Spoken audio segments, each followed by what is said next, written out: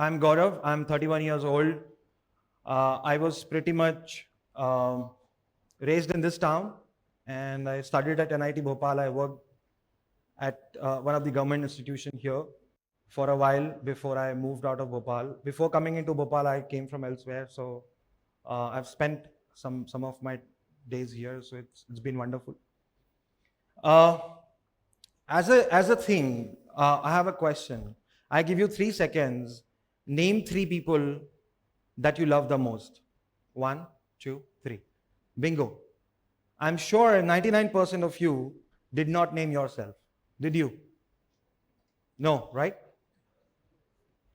So, the message here is that you need to start loving yourself. You know, when you talk about, when you say it's my ecosystem, my circle, you talk about everything and everyone around you but yourself. You know, you have to start considering yourself as part of your ecosystem. You need to have that self-love. You need to set that minimum target of self-worth before you start looking around you. If you noticed the topic on the last slide, it said how to make a pathway from inner dimensions to the outer horizons.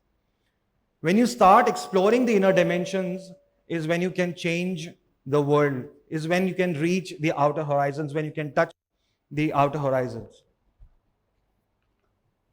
That's your circle, that's your ecosystem, and the dot is you. So you are center of your circle. If the center is not aligned, the radius and diameters wouldn't be fine and the circumference wouldn't be fine anyways. So like I said, to get your worth, you need to set your worth. And that's the first step when you start moving on a journey of transformation. I tell you that I give you $10 million. Would you be happy? Would you be happy? The only condition is that you don't get to wake up tomorrow. Would you still take it? Okay, I increase the price. I give you $100 million. Would you be happy? If I tell you don't get to wake up tomorrow, will you take it? How many of you said yes? There's none. Which means you are worth more than millions and millions of dollars. So every morning when you wake up with a smile, look at yourself and tell yourself your worth. That's how you begin your day. That's how you begin your journey. Care begins where? You must have heard a quote, charity begins at home. There's an idea that I promote, care begins where? Care begins here. If you start caring for yourself is when you can care for people around you. What happens when you have created or when you are into a trance of self-love, self-worth?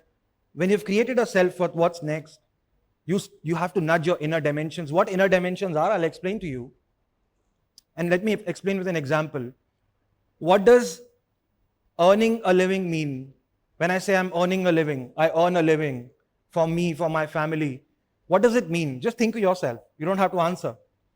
Most of us are thinking, when we are earning a living, we are thinking of buying house, buying cars, and when we have bought it, we are again thinking of buying a better house, better cars. You know what? We have misconstrued the concept of living. A living doesn't mean that you have to look after things that are not us. I mean, we have just misconstrued and made a convergence of things that is not us as us. Our living is not car. Our living is not a house. Our living is when we can feel ourselves. When we can actually, look at ourselves. What are we doing these days? We are leaving our families behind when we are working relentlessly. We are studying relentlessly. We, put on a risk our mental health, our physical well-being. There are kids who are sitting on laptops for hours. There are people sitting in libraries. And there are people sitting in offices, working from home, not going out. A lot of things have happened in the last 3-4 years. What has happened? We've actually forgotten what a living means. Earning a living means, or living means, you have to take care of yourself. And then for that, you have to nudge your inner dimension. Our experiences, what happens when we have left things behind, we get stressed, we get unpleasant experience, and then, we are looking for pleasantness outside us. We talk about stress management. There's a very good quote from Sadhguru that says, why do you need to even manage stress? Is managed not for the things that are valued? Like that, don't we say financial management? Don't we say operations management? Because the operations in industries are important, they are valued. Finance is valued. Real estate management. We talk about management of things that value to us. Stress, is stress worth a value, or well-being is of your value? So we've gone into concepts, not just concept, but many concepts where we are trying to manage things that we don't have to. In first place, we don't have to get there. So how do you get away with these unpleasant feelings? The pleasantness is within you. And I'll tell you over this talk how you basically start exploring that pleasantness. You bring it out from you. When I go around and meet people, I see a lot of happy and joyous faces until I have an in-depth conversation with them and I realize, oh my God, this generation of us is struggling to live with, edit features and filters on Instagram, trying to smile. Isn't that true? So, what do you need to feel pleasant? Now, again, 3 seconds, think to yourself, what do I need to feel pleasant? Have you already thought? Now, my next question is, what do you need to feel constantly pleasant?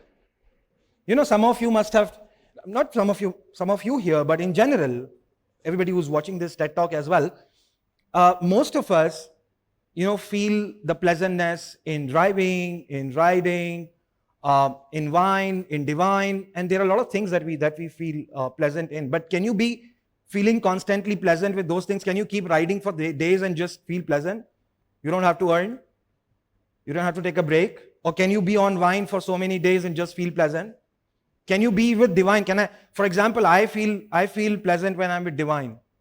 I'm a spiritual guy, but it doesn't mean that I can just go become a monk and start being with divine forever. So what is that you need to feel constantly pleasant? You could be feeling pleasant in this hall right now, while you're sitting, and when you took those deep breaths, you could be feeling pleasant. You could be feeling pleasant in your office, in your classrooms, from wherever you're watching this talk. You could always feel pleasant within you. So you have to think, what is that you need to feel constantly pleasant? It's not the things that you thought already. You need to explore these inner dimensions and take charge of it. Like I said, the pleasantness is within you. And I'll quote an example. Do you want to be happy come what may? Let's take an example. Let's say I was driving this morning to this campus, which I wasn't, but let's say if I was, and one of you on the bikes was about to collide. What happened next? The exclamation comes, "Dekh ke chala be," like look and drive. The next expression is, "Baat kaise kar raha hai be?" How are you even talking? And then the third expression is, "Tu janta hai main kaun hu?" Tu janta hai main kaun hu? Like, do you know who am I? And then people start making videos of each other and then clicking pictures of number plates and how quickly that escalated. So do you want to be in that? And then how does your day go? You feel miserable. For so many hours, even if you're in classroom, you can't concentrate. You're like, chal chai pi ke aate hain. Happens? You don't feel pleasant after that. You feel miserable after that. Think how you could act differently. I'll come to that answer. How you could act differently to feel better and not to feel miserable. Because that's in your control. Let's say I met you. I met you for over this chat, and this collision event did not happen at all. Let's say I met for a coffee chat, And then, some of you walked up to me and started talking about internships or incubation and tech stuff. I would speak with you, and then probably, I will appreciate how good this campus is, how good students are, the sketches and things that you're doing here. And then some of you, I will, appreciate you for your, good gym bodies and then beauty and everything. And then you will feel pleasant, next time when you see me here in Gurgaon, in Dubai, or wherever in this world, you will have a pleasant memory of me. Or when you watch this talk, you'll have a pleasant memory of me. So you see how I'm controlling your emotions? If on the road I gave you an expression, your emotion, your day changed just because of me. And your day changed just because of me. It went pleasant because my behavior was with you was warm. Now tell me, should the control of your emotions be with me, or it's with you? Everyone watching this, it has to be with you. How could you act differently in that situation? If we were about to collide, and I'm giving you a live example from this city, if we were about to collide and we didn't, and just say, even if I didn't, you smiled at me and you said, bye. You do that, right? What happens? It just passes by. There's no escalation. So, and you do this, you give this smile and expression only when you're feeling pleasant from inside. You see how important it is? So when you're feeling pleasant from inside, when you're keeping your inner experiences and emotions constant, you can actually drive things around you in that manner, in that same experience. Because they say flaming anger burns you, not the other person. If you are angry, if you are upset, you're speaking at pitch of your voice, you're burning yourself, you're not burning me. Are we living in the ages of dragons? Can you just start getting angry and spill fire? Can you? Anyone here? Yes or no? Will you burn me? Who are you burning? Right? So that's important. So just the important message here is explore your inner dimensions and take charge of how you behave, how you experience yourself, not others. Right? How can I act differently? I already explained this one, how you could do this differently. Especially our generation is a generation of supercomputers, I believe. All of us are supercomputers. None of the ages before had so much power, so much experience of the technology as we do. Do you agree? We are a generation of supercomputers. We ourselves are supercomputers. But we have forgotten where the mouse is and where the keyboard is, where the keys are. That's what I was explaining on the last slide. We need to take the charge. If you're supercomputers, you need to know where the mouse is, where the mouse pad is, and where the keyboard is. Sorry for speaking fast. So, do you want to manage yourself accidentally, the way I was explaining before? Or you want to be conscious when you're managing yourself? Your mechanism has to be managed consciously and not accidentally. Make this pleasantness, constant within you. Just try to feel pleasant all the time. Thank Lord, thank everything around you for everything. You might have professors, you might have colleagues, you have parents. You've grown up, right? They've done so much for you. Every morning when you wake up, when you realize the self-worth, let yourself thank everyone around you because they have been able to help you in creating this world. Because the pleasantness is within you. We need to turn inward. What does that mean? This happened when I was studying at Manet a decade ago. I was standing at the Newmarket Junction, and most of the people here who know this place, so between Manet and Newmarket, there's a little distance. So I was standing at the junction, and then there's a guy who just comes and parks next to me, and he's like, do you know how far Manet is? And I'm like, 23,000 miles in the direction that you're facing. But if you just take a U-turn, it's 2 miles. Because he was facing in the other direction. So he had to go around the tropical and come back. So the message is you need to turn inward, because outward journeys, it's endless. You keep looking for pleasantness outside, you keep looking for solutions outside, it's not there. It's inward. You just have to turn, just take a U-turn. It's just a few miles away.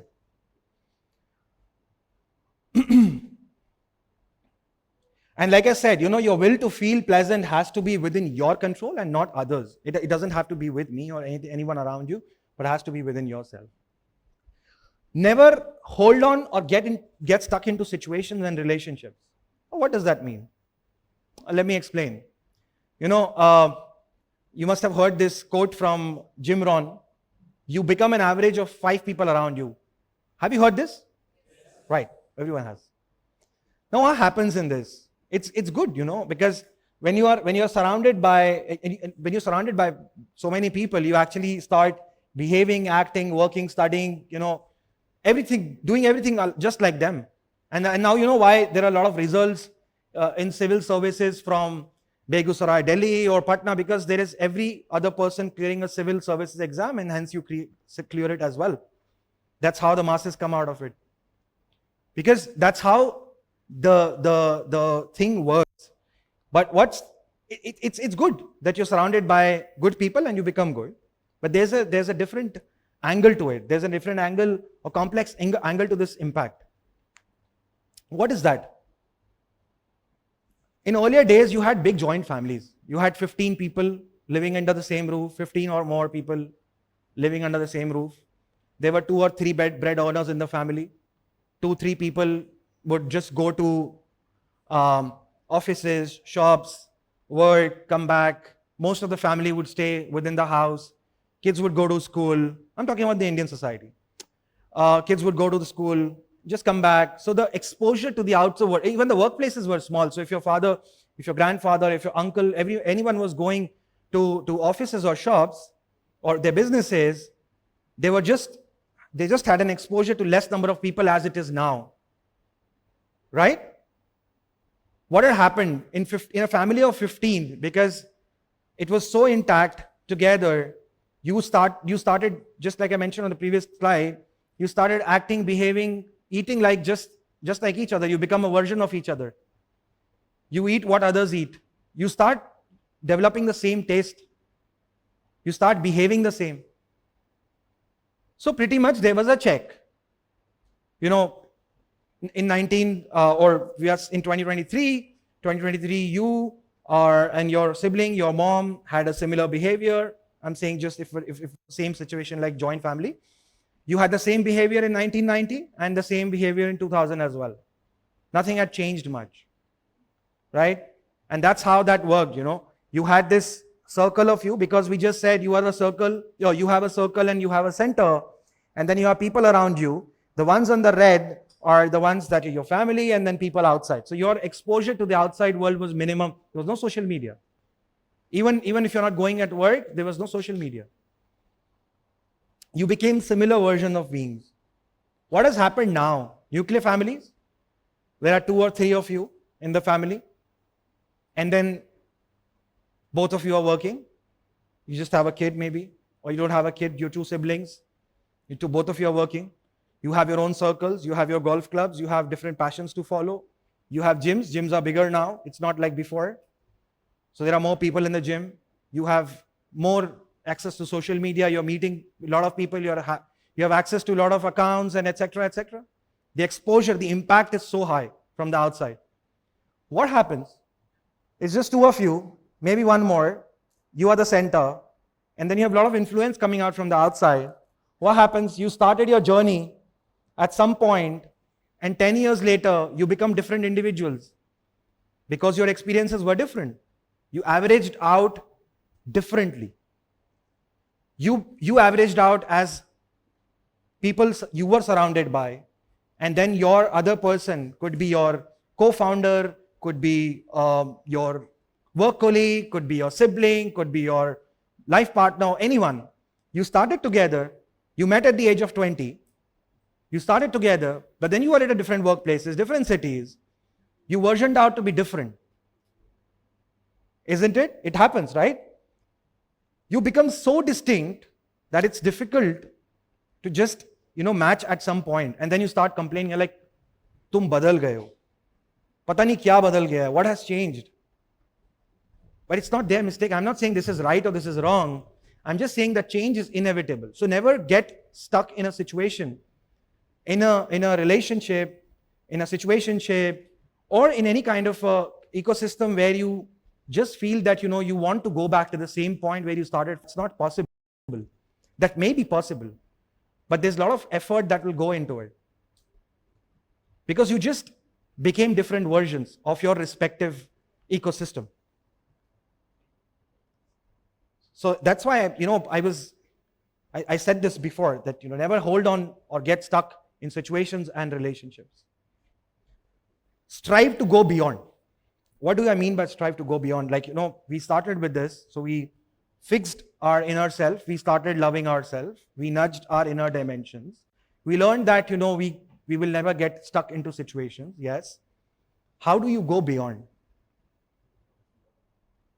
Let's say I give you I take you to one of the playgrounds here, and I'm like, okay, let's put you on a stuff 3 meters by 3 meters for 10 days, or maybe for n number of days, and per day you get some, again I'm talking about dollars, so I give you some money for it. You would survive for some days, you would take that money. Can you remain there for entire life? Because you can't spend that money in that box, right? Can you be there? At some point you will ask for more. Let's say if I put you to 20 by 20, you will still ask for more. Even if I put you on 3,000 to 3,000, which is 9 million square meters, you would still ask for more. What happens? We do the same in our life. Okay, we want this. Okay, I want admission in a college. I got it. Now I want this job. I got it. I want a better job. I got it. So, we ask in installments. So always try to set a target. That's the end goal. Of course, asking in installment is good, but try to have an end goal for which you keep working. You don't have to ask in installments. You have to ask at once. You have to strive. You have to work for it, where you can go and take all at once. I'm not saying that you would get it, but you have to try for it. I have seen people getting it. And people do get it. But only when you aim it, you get it. What happens in such situations, I'm telling you, okay, ask for limitless things, and then, go for it, run for it. Don't ask in installments. What happens? Sometimes you wish for something, you get it, you are happy. But when you don't get it, you get upset. And what for? You discard your previous achievements. You got into a college, you didn't get into the placement, but then you forget that you got into a college. At that time, getting into college was important for you. It was an achievement. So if you achieved something at some point, you don't discard it. You don't just make it insignificant in your life. So you have to keep that on, that I might not be achieving it now, but I achieved it in the past. I will achieve it in the future. Isn't it? One of the ways to tackle this, whenever you start feeling insignificant, you feel that I failed or something, how do you tackle it? There might be many ways to tackle it, but one of the ways is ask yourself always, am I doing better than yesterday? Where was I yesterday? Am I doing better than that? Am I a better version now? What was I yesterday? Am I a better version now? If you keep asking that question to yourself, now, 5 years later, 10 years later, 15 years later, till the end of your life, you'll always feel better. In 99% situations, you feel better. And don't let anything and even demotivate you. Even if let's say you're in a situation where you fail to achieve something today, like I said, doesn't make your past insignificant, doesn't make your future insignificant. But don't let that situation or someone around you or anyone around you demotivate you on that topic. I'll give you that example. Before that, there's this saying from Marcus Aurelius, where he says, everything we hear is an opinion, not a fact. Everything we see is a perspective, not the truth. The truth is within you, the perspective comes from outside. Right? The example that I was going to quote is, no one actually likes a struggling artist until he becomes a star. There might be a lot of struggling artists out there, but until they become a star and then you say, oh, X person is so nice. I wouldn't name anyone on this stage. I can't. But you can actually think of names on your mind. There are very good artists, very good actors that at some point you didn't know their name. Or, there were people around that didn't care for them. Even an under construction building is an under construction building until it becomes Burj Khalifa.